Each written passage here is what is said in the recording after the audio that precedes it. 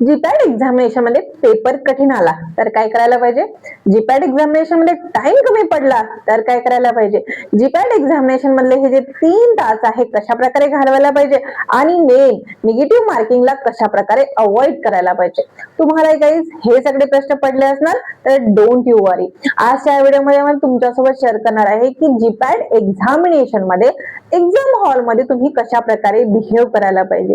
Preparation तर सगळेच करतात, रिव्हिजन सगळे करतात, मॉक टेस्ट सगळे देतात, बट डिसाइड होतं की ह्या 3 तासामध्ये तुम्ही कशा प्रकारे बिहेव करता, तुमचा टाइम कशा प्रकारे मॅनेज होतं आणि येस ऑफकोर्स ही जी काही एक्झामिनेशन आहे ती नॉलेजची नाही आहे, ती आहे कंट्रोलची, की तुम्ही कशा प्रकारे कंट्रोल करता तुमच्या निगेटिव्ह मार्किंग वरती. येस गाईज, अनअटेम्प्टेड क्वेश्चन नाही ठरवत की तुमचा रिझल्ट काय आहे, तर जे काही रॉंग झालेले क्वेश्चन आहे ते ठरवतं की तुमचा रिझल्ट काय आहे. आजचा हा व्हिडिओ त्या स्टुडंटसाठी आहे जो स्टुडंट जीपॅट एक्झामिनेशनला अटेम्प्ट करणार आहे या वर्षी.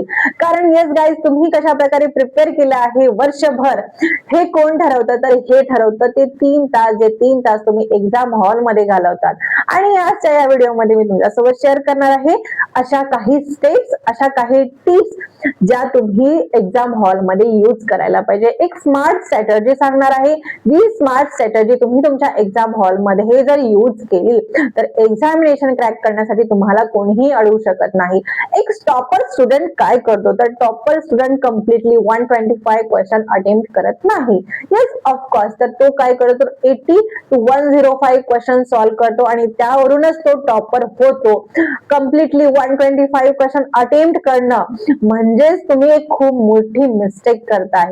ही तुमची ब्रेवरी नाहीये, तर that one is your biggest mistake. So yes guys, आजच्या या व्हिडिओमध्ये मी तुम्हाला सांगणार आहे माझे अनुभव. I was topper in GPAT examination in my college आणि मी माझे एक्सपिरियन्स सांगणार आहे की तुम्ही तुमच्या एक्झामिनेशन मध्ये कशा प्रकारे बिहेव करायला पाहिजे. मी काही बेसिक स्टेप्स सांगणार आहे की या स्टेप मध्ये हे जे 3 तास आहे एक्झामिनेशन जे तुम्ही कशा प्रकारे घालवायला पाहिजे, कुठले क्वेश्चन आधी अटेम्प्ट करायला पाहिजे, कुठले क्वेश्चन नंतर अटेम्प्ट करायला पाहिजे, लास्ट 5 मिनिट्स मध्ये तुम्ही कशा प्रकारे बिहेव करायला पाहिजे, ईच अँड एव्हरीथिंग ह्या 3 तासाबद्दल आपण डिस्कस करणार आहोत. सो व्हिडिओ खूप इन्फॉर्मेटिव्ह आहे गाईज. व्हिडिओला लाईटली करून स्क्रोल करू नका, कारण हा व्हिडिओ तुमचा जो काही रिझल्ट आहे तो चेंज करू शकतो. सो येस गाईज, पटकन बघूया या 3 तासामध्ये आपण नेमकं काय काय करायला पाहिजे. सगळ्यात पहिले व्हिडिओवरती जर तुम्ही फर्स्ट टाइम क्लिक केला असणार तर व्हिडिओला लाईक करायला विसरू नका, कारण या व्हिडिओ सारखा व्हिडिओ तुम्हाला परत मिळणार नाही. ही इन्फॉर्मेशन जे मी तुम्हाला देत आहे ही इन्फॉर्मेशन तुम्हाला परत कुठेच मिळणार नाही. So yes, if you are a GPAT aspirant तर हा व्हिडिओ तुमच्यासाठी खूप इन्फॉर्मेटिव्ह आहे. आणि जर तुमचे काही फ्रेंड्स जे जीपॅट एक्झामिनेशन सिरियसली देत असणार किंवा जर त्यांना द्यायची आहे फक्त जरीही देत असणार तरीही त्यांना हा व्हिडिओ शेअर करा. का तर तुमचा जर तुम्हाला फक्त एक्झामिनेशन द्यायची आहे आणि नॉन झिरो स्कोर जरी तुम्हाला घ्यायचा असणार तरीही खूप हेल्पफुल होणार आहे, कारण तुम्ही हे जे 3 तास जे एक्झामिनेशन मध्ये घालवत आहे ते खूप जास्त इम्पॉर्टंट असणार आहे. ठीक आहे, so each and every minutes बद्दल आपण डिस्कस करणार आहोत. सो व्हिडिओ कम्प्लिटली पूर्ण बघा. First of all guys, me Pallavi, assistant professor, तुम्हा सर्वांचं स्वागत करते आपलं मराठी चॅनल आपलं फार्मसी मध्ये, जिथे आपण फार्मसीला आपल्या मातृभाषेमध्ये म्हणजेच आपल्या मराठी भाषेमध्ये बघतो. सो येस गाईज, आजच्या व्हिडिओमध्ये मी 4 अशा स्टेप्स सांगणार आहे ज्या एक्झाम हॉल मध्ये तुम्ही यूज करायला पाहिजे. We all of you know की 125 क्वेश्चन असतात जे 3 तासामध्ये आपल्याला सॉल्व्ह करायचं. तर पहिली स्टेप काय आहे? तर पहिली स्टेप आपल्याला don't see any question. Yes, तुम्हाला कुठल्याही प्रकारचे क्वेश्चन बघायचं नाही. तुम्हाला काय करायचं? तर पहिल्या 5 मिनिटांमध्ये तुम्हाला रिलॅक्स व्हायचं आहे. Take a long breath. ठीक आहे, रिलॅक्स ऑन नॉर्मल व्हा, एक ब्रीथ घ्या, कारण हे 3 तास तुम्हाला yes we all of you know की खूप इम्पॉर्टंट आहे. बट इथे आपल्याला पॅनिक करायचं नाही आहे, नॉर्मली आपल्याला सॉल्व्ह करायचं आहे. ठीक आहे, रिलॅक्स व्हा. रिलॅक्स झाल्यानंतर तुमचे जे हे आईज आहे या आईज वरनं तुम्हाला काय करायचं? तर कम्प्लिटली जो काही क्वेश्चन आहे दॅट वन इज 125 क्वेश्चन ते कम्प्लिटली स्कॅन करायचे आहे. आणि ह्या स्कॅनिंग वरील तुम्हाला कळणार आहे की टफ क्वेश्चन कुठले आहे, मिडियम कुठले आहे आणि इझिली तुम्ही कुठले सॉल्व्ह करू शकता. हे 5 5 मिनिटांमध्ये तुम्हाला करायचं आहे, फक्त एक स्क्रोलिंग करायचं आहे, ठीक आहे, वाचत बसू नका. देन आफ्टर 5 मिनिट्स तुम्हाला काय करायचं की पहिला जो तास आहे म्हणजे फर्स्ट जे 60 मिनिट्स आहे, या 60 मिनिट्स मध्ये जे इझी क्वेश्चन आहे तेच तुम्हाला सॉल्व्ह करायचे. इझी क्वेश्चन म्हणजे काय, तर जे तुम्हाला 100% तुम्ही शुअर आहे की याचा आन्सर हेच आहे, ठीक आहे, ते 10 क्वेश्चन असले तरीही चालते. जास्त सॉल्व्ह करण्याच्या नादामध्ये मिस्टेक्स करायचे नाही, निगेटिव्ह मार्किंग मध्ये जायचं नाहीये, ठीक आहे. तुम्ही किती क्वेश्चन अटेम्प्ट करता हे महत्वाचं नाही, की त्यामध्ये किती करेक्ट आहे हे महत्वाचं आहे. की बरेचदा काय होतं की मुलांचे जर आपण फक्त करेक्टेड क्वेश्चन बघितले तर मुलांचा रिझल्ट हा क्रॅक झालेला असतो, ठीक आहे, कट ऑफच्या वरती त्यांना मार्क्स असतात, बट ते एक्झामिनेशन क्लिअर करू शकत नाही का, तर निगेटिव्ह मार्किंग त्यांचे मार्क्स घेऊन जातात, ठीक आहे. सो पहिल्या 60 मिनिटांमध्ये तुम्हाला काय करायचं, पहिल्या एका तासामध्ये फक्त तेच क्वेश्चन अटेम्प्ट करायचं जे तुम्ही 100% शुअर आहे, ठीक आहे. मग ते मिनिमम असले तरीही चालते, 10 सॉल्व्ह करा, 20 सॉल्व्ह करा, बट 100% तुम्हाला माहिती असले पाहिजे तेच क्वेश्चन सॉल्व्ह करा, ठीक आहे, पहिल्या 60 मिनिट्स मध्ये. आफ्टर दॅट सेकंड 60 मिनिट्स म्हणजे दुसऱ्या तासाला तुम्हाला काय करायचं आहे, तर तुम्हाला completely medium plus classification based किंवा जे काही कॅल्क्युलेशन बेस्ड आहे, जे तुम्हाला मीडियम आहे, मॉडरेट आहे, तुम्ही त्याला थोडासा वेळ दिला तर तुम्ही त्याचा आन्सर काढू शकता, असे क्वेश्चन अटेम्प्ट करायचे आहे, ठीक आहे. सेकंड राऊंड स्टार्ट करा. पहिल्या राऊंड मध्ये कम्प्लिटली 1 to 125 क्वेश्चन सॉल्व्ह करायचे आहे.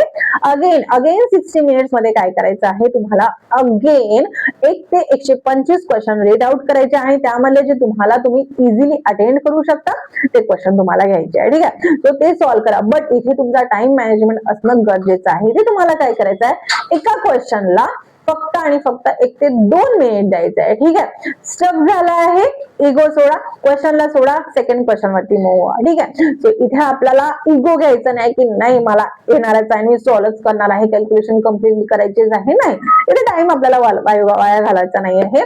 टाइम टू टाइम मॅनेजमेंट करायचा आहे. सो ऍट द एंड तुम्हाला टाइम कमी पडणार नाही, ठीक आहे. सो हे झाले आपले पहिले 2 तास. आफ्टर दॅट लास्ट 1 hour जो आहे तिथे आपल्याला काय करायचं, तर पहिली सगळ्यात मोस्ट इम्पॉर्टंट गोष्ट, हा जो टायमर असतो स्क्रीनवरती तो बघून आपल्याला पॅनिक करायचं नाही, ठीक आहे. त्याला त्याचं काम करू द्या, तुम्ही तुमचं काम करा, ठीक आहे. लास्ट जे काही 60 मिनिट्स आहे म्हणजे शेवटचा 1 तास आहे, त्यामध्ये तुम्हाला काय करायचं आहे, तर जे काही हार्ड कॅटेगरीचे क्वेश्चनिंग तुम्ही बघितले होते ते तुम्हाला सॉल्व्ह करायचे आहे. ते कशा प्रकारे सॉल्व्ह करणार, तर तुम्ही स्मार्ट स्ट्रॅटेजी यूज करा.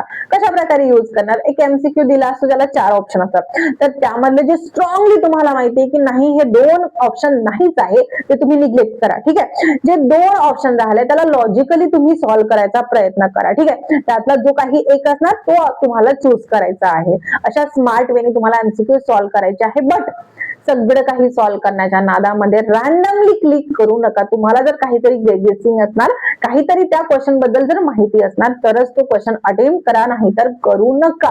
कारण जर अनअटेम्प्टेड क्वेश्चन तुम्हाला तुमच्या रिझल्ट वरती अफेक्ट करत नाही गाईज, तुमचे जे काही रॉंग झालेले क्वेश्चन आहेत ते अफेक्ट करते, ठीक आहे. सो कमी सॉल्व्ह करा. मी म्हणते की फक्त 80 क्वेश्चन सॉल्व्ह करा. 125 क्वेश्चन सॉल्व्ह करणं is not your bravery, it is the biggest mistake, जे प्रत्येक जण करतं. ही मिस्टेक तुम्हाला करायचं नाहीये. टॉपर सुद्धा गाईज 80 पेक्षा 80 किंवा 100च्या रेंज मध्ये सॉल्व्ह करतो, त्या व्यतिरिक्त सॉल्व्ह करत नाही. मी सुद्धा माझ्या एक्झामिनेशन मध्ये फक्त 105 क्वेश्चन सॉल्व्ह केले होते आणि माझा रिझल्ट खूप बेस्ट होता. यस, म्हणून तुम्हाला सांगताय, अनुभवातनं सांगताय की सगळं काही सॉल्व्ह करण्याच्या नादामध्ये निगेटिव्ह मार्किंग घेऊ नका. निगेटिव्ह मार्किंग तुमचा रिझल्ट खराब करू शकतो, तुमचा रँक घसरवू शकतो, ठीक आहे. सो यस, तुम्हाला मिनिमम क्वेश्चन सॉल्व्ह करायचे आहे. फक्त काय तर 80च्या वरती तुमचे क्वेश्चनिंग गेलं पाहिजे. सो ऍट द एंड सगळं काही सॉल्व्ह करू नका आणि रॅन्डमली तुक्के मारू नका. मी तुम्हाला परत सांगते की रॅन्डमली तुक्के मारल्याने काय होणार की क्वेश्चनिंग तुम्ही भरपूर सॉल्व्ह करणार, बट निगेटिव्ह मार्किंग तुमचे मार्क्स घेऊन जाणार. आणि ही एक्झामिनेशन नॉलेज साठी नाही आहे, तुमच्या मॅनेजमेंट साठी आहे. ही एक फक्त एक काय म्हणतो आपण, तुम्हाला एक रेषा आहे, जे रेषा क्रॉस करून तुम्हाला एमफॉर्म मध्ये ऍडमिशन घ्यायचं आहे, जे तुम्हाला स्टायफंड प्रोव्हाइड करू शकते, ठीक आहे. सो हे ब्रेन मध्ये घ्या, पॅनिक करायचं नाही आहे. सगळ्यात इम्पॉर्टंट गोष्ट मेंटल स्ट्रॅटेजी काय असायला पाहिजे, ठीक आहे. मेंटल स्ट्रॅटेजी तुम्हाला काय करायचं आहे, तर तुम्हाला पहिली गोष्ट बघायचं नाही बिलकुल कोण किती अटेम्प्ट करत आहे, कोण कशा प्रकारे सॉल्व्ह करत आहे, कोण बसला आहे का, कोण सॉल्व्ह करत आहे, काही घेणं नाही आपल्याला. स्लाइडचा बसला आहे, साईडचा बसू द्या, तुम्ही तुमचं फोकस करा. ठीक आहे. सेकंड थिंग, जो टाइमर आहे त्या टाइमर कडे बघून पॅनिक करायचं नाही आहे. अँड थर्ड थिंग, आपल्याला कन्फर्म करायचं आहे की फक्त जे काही आपल्याला वाटतं आहे म्हणून तुक्का मारायचा नाही आहे, तर ते क्वेश्चन अटेम्प्ट करायचे नाही आहे. ठीक आहे. आता शेवटच्या 5 मिनिटांमध्ये आपल्याला काय तर लास्ट स्टेप ही असते की शेवटच्या 5 मिनिटांमध्ये आपल्याला क्वेश्चनिंग सॉल्व्ह करायचं नाहीये की हा पण बरोबर आहे मग मी हा क्लिक करू का, तो मला बरोबर वाटते मग मी तो क्लिक करू का. तर नाही, तुम्हाला काय करायचं आहे तर फक्त चेक करायचं आहे की तुम्ही जे काही तुमचा पहिला 1 तास घालवला आहे त्यामध्ये तुम्ही 100% येणारे क्वेश्चन अटेम्प्ट केले होते ते तुम्ही राईट केले आहे का, तुम्ही जे काही क्लिक केलं आहे आन्सर आहे ते बरोबर आहे का, कुठलं काही सुटतंय का. शेवटच्या 5 मिनिटमध्ये तुम्ही सॉल्व्ह करू नका एमसीक्यू. ठीक आहे. ही तुमची बिगेस्ट मिस्टेक ठरू शकते. ठीक आहे. तो शेवटचे 5 मिनिटं फक्त चेकआउट करायचं आहे तुम्हाला. ठीक आहे. सो येस गाईज, ही स्ट्रॅटेजी तुम्ही एक्झाम हॉलमध्ये यूज करा. पॅनिक करायचं नाही आहे. तुम्हाला 5 मिनिटं रेस्ट घ्यायचा आहे, तुम्ही रेस्ट घ्या, काही एक प्रॉब्लेम नाही. फक्त ब्रेनला रिलॅक्स करा आणि बस फक्त म्हणायचं की ठीक आहे, हे माझा एका वर्षामध्ये जे काही मी प्रिपरेशन केलं आहे त्या 3 तासामध्ये मी इझिली त्याचा यूज करणार आहे. मग ह्या एक फॉर्म्युला आठवो का, तो फॉर्म्युला आठवो का, नाही आठवत सोडून द्या. ठीक आहे. नाही तुम्हाला मेकॅनिझम आठवत आहे सोडून द्या. मग मी केलं होतं मला आठवायलाच पाहिजे, नाही. तर तुम्ही तुमचं ब्रेन रिलॅक्स असायला पाहिजे आणि येस तुम्ही रिलॅक्स असणार तर तुमचा रिझल्ट सुद्धा चांगला लागणार आहे. सो येस गाईज, ही एक स्ट्रॅटर्जी आहे जी तुम्ही तुमच्या एक्झामिनेशन मध्ये यूज करायला पाहिजे. So yes, this is all about today's video. जर तुम्हाला काही हेल्प पाहिजे असेल तर मला पटकन कमेंट करा आणि पटकन मी तुम्हाला रिस्पॉन्स देणार आहे, पटकन त्यावरती व्हिडिओ प्रिपेअर करणार आहे. का तर we all of you know आता दिवस आपल्याकडे कमी राहिला आहे. So yes guys, video informative वाटत असणार तर व्हिडिओला लाईक करायला विसरू नका, चॅनलला सबस्क्राईब करायला विसरू नका, कारण या चॅनल सारखं चॅनल तुम्हाला परत कुठेच मिळणार नाही. सो भेटूया नेक्स्ट व्हिडिओ मध्ये.